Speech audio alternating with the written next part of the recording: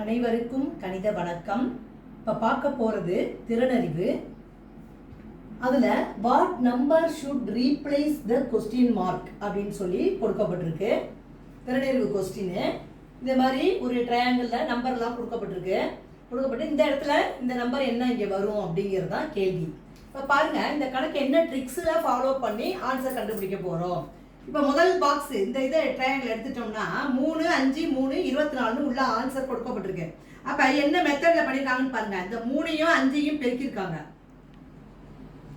Plus இந்த 3யும் பெருக்கியிருக்காங்க. 5 15 plus 3 9 கூட்டினா 24. அந்த வரிசையில் இதை வந்து பார்த்தீங்கன்னா 5யும் 4யும் பெருக்கியிருக்காங்க, ப்ளஸ் 5யும் 2யும் பெருக்கி ஆன்சர் போட்டிருக்காங்க.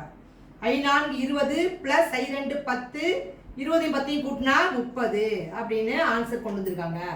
அந்த வரிசையில் இப்போ இந்த இடத்துல நம்பர் கேட்டிருக்காங்க, என்ன நம்பர் இங்கே வரும் அப்படின்னு ஆன்சர் உள்ள கொடுத்துருக்காங்க. அப்போ இந்த கணக்கு இதே மெத்தடில் தான் நம்ம என்ன செய்யறோம், 1 பெருக்கல் தெரியாத கொஸ்டின் நம்ம எப்போதும் எக்ஸ்ன்னு வச்சுப்போம். அடுத்து ப்ளஸ்ஸு, திரும்ப என்ன பண்ணுறோம், இந்த question mark X plus into 2 இந்த மாதிரி போட்டுக்கிறோம். போட்டுட்டு ஈக்குவல் டு ஆன்சர் வந்திருக்கு 42. ஒரு சமன்பாடை கொண்டு வந்திருக்கோம். 1 எக்ஸையும் பெருக்குனா எக்ஸு ப்ளஸ் 2 எக்ஸையும் பெருக்குனா 2x ஈக்குவல் டு 42.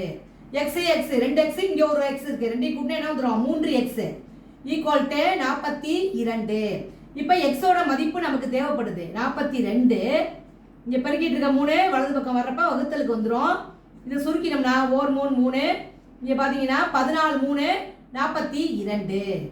அப்போ அந்த கொஸ்டின் மார்க் கேட்கப்பட்ட விடை வந்து என்ன வரும், 14 வரும்.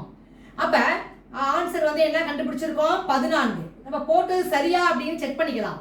இப்போ பாருங்க, இந்த 14ஓட இந்த 1 பெருக்கிறேன், ப்ளஸ் 14ஓட 2 பெருக்கிறோம், சரிபார்த்தல். இப்போ பெருக்கிட்டு இப்போ என்ன பண்ண போகிறோம், கூட்டி போட போகிறோம். 14 1 14 ப்ளஸ் 14 2 28, 2 கூட்டினா என்ன வந்துடும் 42. அப்போ இந்த கணக்குக்கு நம்ம கண்டுபிடிச்ச விடை வந்து என்னது 14. இந்த ட்ரிக்ஸில் இந்த கணக்கை செய்யணும். புரிஞ்சுங்களா?